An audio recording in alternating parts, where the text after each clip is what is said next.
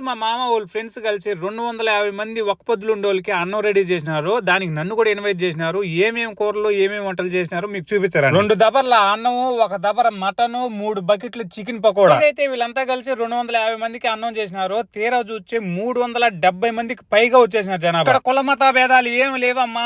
ఎవడికి ఆకలిచ్చేవాడు వచ్చి తినేసిపోవచ్చు. మాట నిల్లా ఇంక రేపు కామెంట్లు చూడాలా బాబోయ్. ఎవడికి ఇష్టం వచ్చింది వాడు పెట్టేస్తాడు నెగిటివ్ గా. ఒకటే మాట చెప్తున్నా, అన్నం పరబ్రహ్మ స్వరూపం అని చిన్నప్పుడు మా గురువులు మాకు నేర్పించారు. దానానికి మించిన దానం ప్రపంచంలో ఇంకొకటి ఏది లేదని. ఆ పరబ్రహ్మే మనకు చెప్పినప్పుడు అన్నం చేసేది ఏ కులం అయితే ఉండదు, ఏ మతం అయితే ఉండదు. ఆ అన్నం ఆకలేసిందే దూరి తినేయాలంతే.